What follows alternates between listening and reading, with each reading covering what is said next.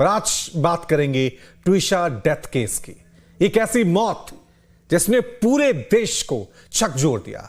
हर दिन नए सवाल, हर मोड़ पर नई आशंका, और अब इस केस में हो चुकी है देश की सबसे बड़ी जांच एजेंसी सीबीआई की एंट्री। पहली जांच में क्या कुछ छूट गया, पोस्टमार्टम रिपोर्ट पर आखिर इतने सवाल क्यों उठे, और सबसे बड़ा सवाल, क्या अब ट्विशा को इंसाफ मिलेगा और क्या सच आखिरकार देश के सामने आएगा? आज का हमारा पहला सवाल होगा। और मौत की मिस्ट्री पर सीबीआई का शिकंजा, कौन है असली गुनहगार, और क्या पहली जांच में हुई है चूक? अब सीबीआई करेगी सच की पड़ताल। पोस्टमार्टम से सबूत तक सीबीआई कैसे सुलझाएगी गुत्थी, और सीबीआई टीम के सामने क्या है चुनौती, कैसे आगे बढ़ेगी जांच? इन्हीं सवालों के साथ हम चर्चा की शुरुआत करेंगे। तमाम एक्सपर्ट्स हमारे साथ इस चर्चा में शामिल। तनुज दीक्षित सुप्रीम कोर्ट में एडवोकेट है। करूंगा कि तनुज दीक्षित करे। माफ कीजिएगा, मैं अपनी गलती मानता हूं। जी तनुज जी, दीक्षित जी हमारे साथ बने हैं, सुप्रीम कोर्ट के एडवोकेट हैं। क्योंकि सुप्रीम कोर्ट में भी इस पूरे मामले को लेकर सुनवाई हुई, लेकिन सवाल यही उठा था कि एक तरफ एक आम परिवार है और दूसरी तरफ प्रीवियस डिस्ट्रिक्ट जज, उनके सास गिरिबाला सिंह, सीनियर एडवोकेट समर्थ सिंह, और जिस तरह से जमानत मिली थी गिरिबाला सिंह को, क्या वो सही था, या उसी जमानत ने इस केस पे शक और संदेह पैदा किया था कि कुछ ऐसा है जो निष्पक्ष तरीके से नहीं चल रहा है इस केस में? मुझे लगता है कि जब तक सबूत मजबूत नहीं होते हैं, एविडेंसेस मजबूत नहीं होते हैं कोर्ट के सामने, कोर्ट भी विवश होता है जजमेंट्स में उस तरीके के फैसले देने के लिए। शायद यही एक सबसे बड़ी वजह रही कि जो अग्रिम जमानत है वो मिली।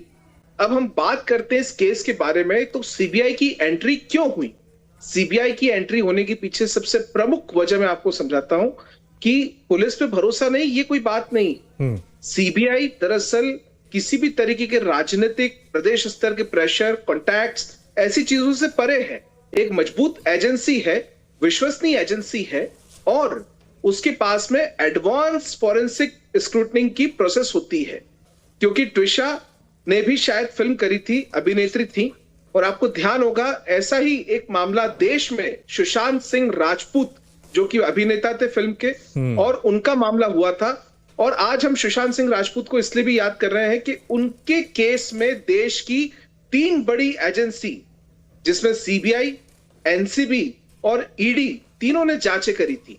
लेकिन सवाल यही है, आज कितनी बड़ी एजेंसी जांच करे, सीबीआई के सामने चैलेंज होगा कि जो सबूत है, क्या उसके साथ टैंपरिंग हुई है, क्या कोई ऐसी चीजें वो मिस ना कर जाए इस जांच के दौरान। देखिए क्या है, पूछताछ के लिए सीबीआई जरूर बार बार कर सकती है, लेकिन इसके बावजूद भी क्योंकि एक लंबा समय, लगभग 15 दिन का समय इस मामले में बीत चुका है, ऐसे में ये बेहद बड़ा सवाल है कि सीबीआई अपनी जांच को कितनी मजबूती से कर पाएगी।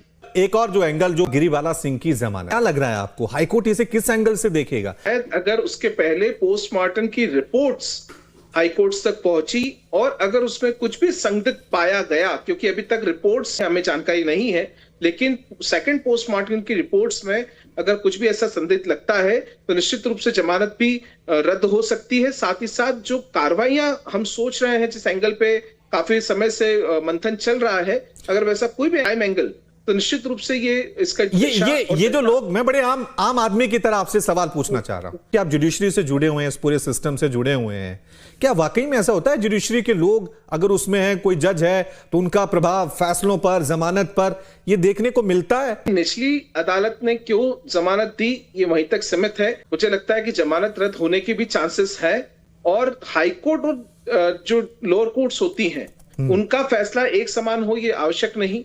वहीं हाई कोर्ट और सुप्रीम कोर्ट का फैसला एक समान हो ये आवश्यक नहीं। हर कोर्ट्स अपने एंगल से केस को देखती है, फैक्ट्स के एंगल से देखती है, एविडेंस के एंगल से देखती है, और सुनवाई देखिए कितना भी बड़ा रसूखदार क्रिमिनल क्यों ना हो, लेकिन कानून की नजर में सब समान है, कानून सबके लिए समान है। कोर्ट के अंदर तो समानता से फैसले होते हैं। जी चलिए, आप कह रहे हैं तो यही उम्मीद कर रहे हैं, लेकिन फिर भी सवाल उठे हैं। देश की सबसे बड़ी अदालत सुप्रीम कोर्ट ने खुद संज्ञान लिया। अनुज जी, आपसे मैं जानना चाहूंगा, मीडिया ट्रायल को लेकर हर कोई सवाल उठा देता है। अगर मीडिया में यह मुद्दा नहीं गया होता तो देश की सबसे बड़ी अदालत इसका संज्ञान लेती। कि मीडिया का आज जो भूमिका रही इस मामले के अंदर वो बहुत महत्वपूर्ण है, और ना ऐसे मामले बल्कि इस तरीके के देश में कई सारे मामले हमको लगातार देखने को मिलते हैं। मुझे लगता है कहीं ना कहीं मीडिया का रोल बहुत महत्वपूर्ण है। अगर मीडिया जागरूक नहीं करेगी तो जनता जागरूक नहीं होती है।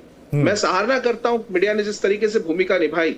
हालांकि आज माननीय सर्वोच्च न्यायालय ने उस चीज को लेकर के टिप्पणी करी है और मीडिया से भी निवेदन किया है कि एक परिवार के साथ में ज्यादा उसमें क्वेश्चंस ना करें।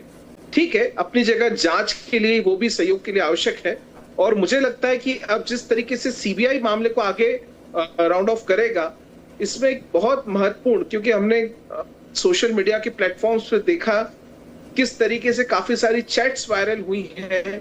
उन चैट्स के अंदर बहुत सारी ऐसी चीजें हैं जो हम लोग देख रहे हैं, पढ़ रहे हैं।